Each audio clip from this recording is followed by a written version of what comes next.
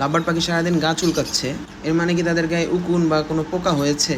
আসুন আজকে আমরা পাখির মোল্টিং সম্পর্কে জানি। পাখি বছরে 2 থেকে 3 বার মোল্টিং করে থাকে, অর্থাৎ পুরানো ফেদার ফেলে নতুন ফেদার হওয়ার জন্য জায়গা করে দেয়। এই মোল্টিংয়ের টাইমে তাদের গা একরকম চুলকায়, তখন তারা মুখ দিয়ে বা দেয়ালের সাথে ঘষে তাদের পুরানো ফেদার যেটা থাকে সেটা তারা ফেলে দেয় এবং ওইখানে নতুন ফেদারগুলো হয়। আমার পাখিগুলো যেহেতু বেবি, সেহেতু তাদের রং আরও গাঢ় হওয়ার জন্য এই মোল্টিংটা খুবই দরকার। মাথাটা পুরোপুরি লাল থাকে না, এগুলোর কালারও ঠিক মতো থাকে না, এগুলো পুরোপুরি টার্কুইশ কালার আসে নাই, এগুলো হচ্ছে পরের বার মোল্টিং হওয়ার পর কালারটা আসবে। এই হোয়াইট পাখিটার পিঠ পুরোপুরি গোল্ডেন হবে, এটা ক্রিমিনো পাখি। এগুলোর মাথাও দেখেন পর্যাপ্ত পরিমাণে লাল না, মোল্টিংয়ের পরে এরা হচ্ছে একদম সুন্দর যে কালারটা হয় সেটাতে ফিরবে।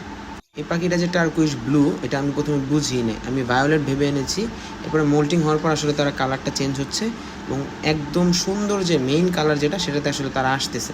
এই সময় পাখিগুলো বেশিরভাগ টাইমে তাদের গা এভাবে চুলকাতে থাকে। এই টাইমে তাদেরকে গোসল করায় দিলে তারা খুব আরাম পায়। পাখি যদি নিজে নিজে না গোসল করে তাহলে আপনি একবার হলেও দিনে তাদেরকে গোসল করিয়ে দিবেন।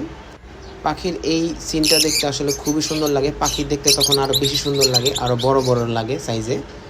এই পাখিটার কালার আমি আসলে বুঝতেছি না, আমি ভায়োলেট ভেবে নিয়ে আসছিলাম, এখনও মোল্টিং ঠিকভাবে হয়নি, কালার এখনও প্রপারলি আসেনি। এই যে আমার ক্রিমিনোর জোড়াটা, একটা ফিমেল পাখি আমার মারা গিয়েছে, সবচেয়ে স্যাডেস্ট পার্ট। এই পাখিটা আসলে কালার সাদা না, এটার গোল্ডেন মাথায় এবং পিঠে 2 জায়গায় আসবে এবং এই কালারটা আমার সবচেয়ে সুন্দর লাগে।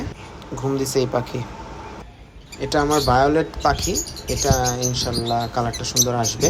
এরা এভাবে বিকেল হলে সব লাইন ধরে বসে তাদের গা চুলকায়। এই সিনগুলো দেখার জন্য আসলে আপনি খরচ করবেন।